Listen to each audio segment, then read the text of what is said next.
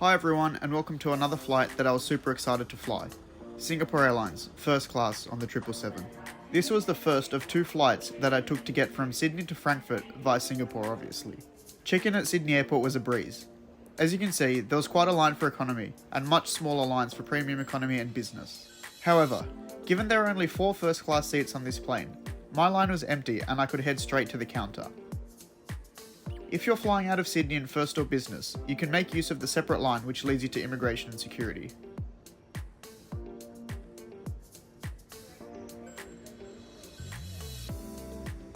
I made my way to the Silver Chris Lounge and was shown into the first class section. The lounge was sizable, especially considering the amount of people who could actually use it at any given time. I liked that there was a variety of seating options to suit your needs. I chose one of the wraparound seat and table setups. The only downside to this lounge was the lack of decent views over the airport.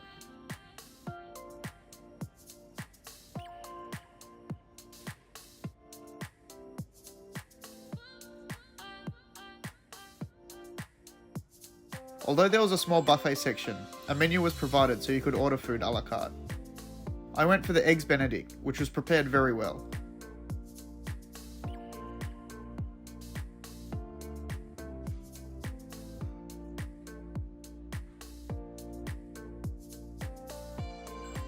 Eventually I got bored in the lounge and headed down to the gate. Here's our plane for today's flight.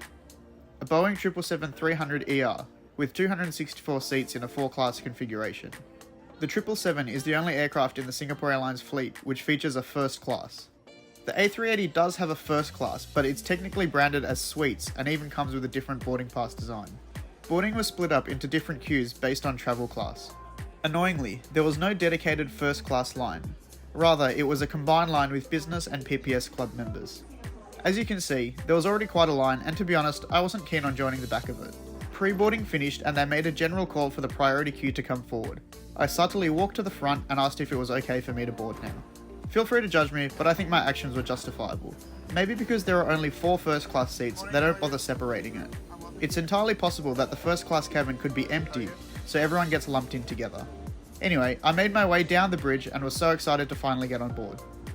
I was greeted by name at the door and shown to my seat. You know, just in case you get lost between door 1 and row 1. Here's my seat for today's flight, 1D. Unfortunately, it seems I was the last person to book this flight, and 1D was the only remaining seat I could select. Immediately after sitting down, the crew came around and offered me pyjamas, socks, eye mask and an amenity kit. They also opened a packet of slippers and placed them on the ground in front of me ready to slide into. Some of you may already know, but Singapore Airlines currently uses LiQWYD branded items as part of their products, so my slippers, PJs and amenity kit were all branded so. I was then brought the menu and offered a pre-departure drink. I took a moment to sit back and just take it all in. First class on the 777 is in a very small mini cabin with 4 across in a 1-2-1 layout. These seats aren't enclosed suites, but they are insanely wide. Despite the open design, the seats are slightly staggered, and thanks to the wraparound wall, I really couldn't see the people in 1A or 1F. Between 1C and 1D, there's a privacy divider which can be raised after takeoff. Having a closer look at the seat. First of all, it is insanely wide and comes with a leather trim cushion to help fill out some of the space. On one side of the shell, there was a headphone holder with reading lights on both sides. Further down was the IFE remote with a sliding cover. Just above that was a range of seat control buttons. Moving around to the front, there was a storage cupboard and a large table section in front of the TV screen. On the other side were the first class B&O headphones, under which was a power outlet and HDMI port. The dining table also slides out from under here. Moving further around, there was a literature pocket and another tray area you could put drinks or snacks on. Even further around was another storage area with a sliding door and USB ports. Naturally, there were no issues with legroom or foot space here.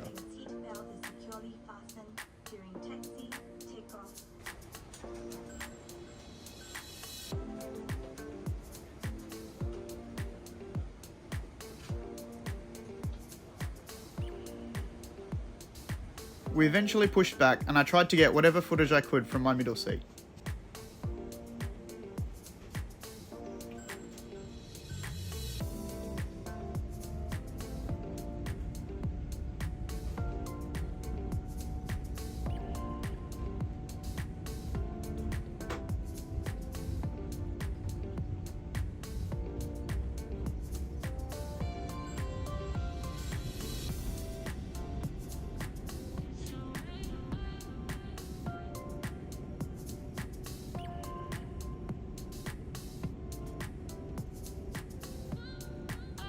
Singapore offers these B&O headphones for first class.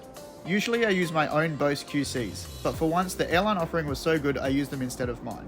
For some reason, the other 3 passengers decided to all sleep straight away. The crew got to work, making my neighbour's bed and raised the privacy screen.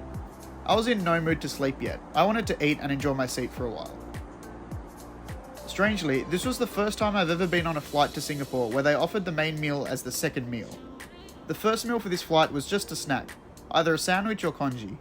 Lunch would be the main meal service on my flight, and I had also pre-ordered a dish via Singapore Airlines Book to Cook option. Before my snack came, I was offered a drink and nuts. You're gonna have to excuse me for the next bit, as I'm about to butcher the pronunciation of some champagnes.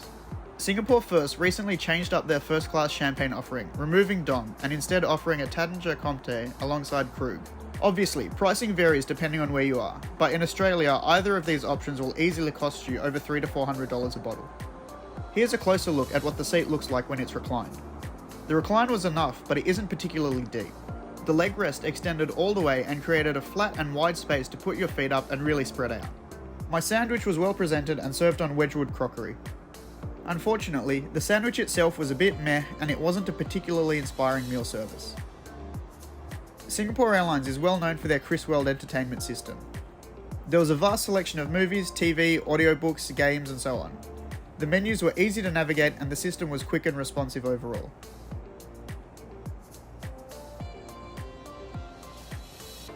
I went for a quick lap of the plane to stretch my legs. Business class on the 777 is also laid out in a 121 configuration, with wide seats but a much narrower footwell. Honestly, this is all you need to really fly comfortably. The first class is all about excess, exclusivity and service.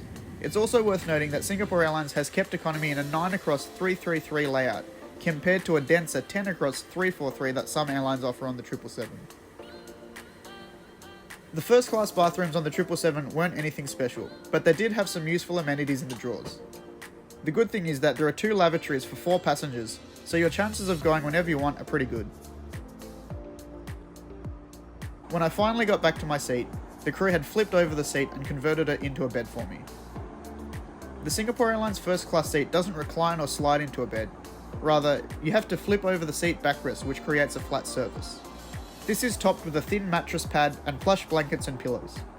As you can see, the bed is super wide, very long, and doesn't really have any restrictions for shoulder, leg, or foot space. Obviously, this is personal preference, but I found the bed a bit firm, and despite the generous dimensions, it wasn't the most comfortable bed I've ever had. Don't get me wrong, it's not bad by any stretch of the imagination, but personally I would have preferred a slightly thicker mattress pad. After a quick 3-hour power nap, I was ready to eat again. The crew converted my bed back into a seat and offered me a drink while I waited. Earlier in the video, I said you could judge me on my queue jumping, but now I ask you not to judge me as I have a 5-course meal, which is normally meant to be 3-course. It started off with a bread roll, super fancy stuff. This was followed by caviar with all the trimmings, vodka and a mother of pearl spoon.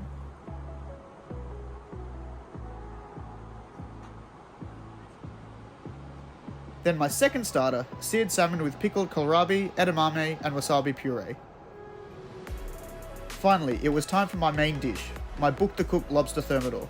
I've had this a few times via Book to Cook, and the dish is slightly different depending on your departure city.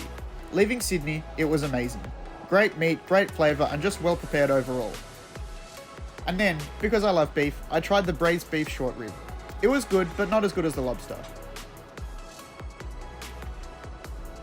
I finished it off with a nice light dessert, the triple chocolate tart with ice cream. A very satisfying lunch and I was stuffed. Everything was prepared and presented beautifully. There was free-flowing expensive champagne, bone china tableware, caviar, lobster, salmon. I mean, this was so wonderfully excessive, it couldn't be anything other than flying first class or Sunday lunch at my place. There's one final thing I haven't touched on, and that's the service. Singapore Airlines is known for their service. I've been lucky enough to fly Singapore First a few times before this, and the crew have always been amazing. They are very attentive, but not in an overbearing way. They're also friendly and always have a smile on their face, but it never seems forced, even if it is. Most importantly, they are always professional. We descended into Changi, and again, I tried my best to get some video from the middle. I was sad that the flight was over, but really it was just the beginning. Next up would be some time in the private room, followed by an even longer flight on the A380 to Frankfurt.